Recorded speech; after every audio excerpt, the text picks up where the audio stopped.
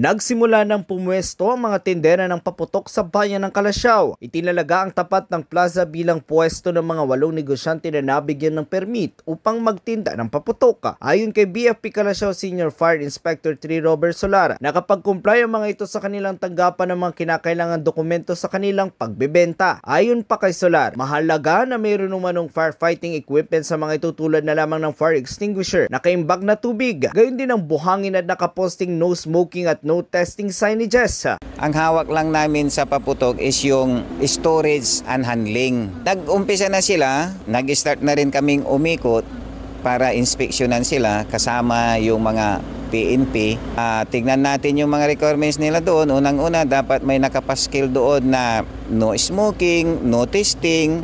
Tinignan din namin yung mga firefighting apparatus nila. Mayroon naman silang fire extinguisher, mayroon silang tubig na nakaimbak sa timba at mayroon din silang buhangin. Babala ni Solara, posibleng bawiin ang mga permita na igawad sa mga ito sakaling lumabag sa mga pinapatupad na regulasyon. Tama po, pwede naming i-revoke yung binigay namin na Fire Safety Inspection Certificate sa kanila kung hindi nila ma-comply yung aming pinaka-basic fire safety requirements. Paalala ng otoridad, huwag tangkilikin ang pagbili ng paputok online dahil ang mga ito ay walang permit. Magtatagal ang mga negosyante sa kanilang pwesto hanggang sa bisperas ng bagong taon. Kasama mo mula rito sa bayan ng Calasiao, ito si Idol Matthew Pacheco, Tatak IFM.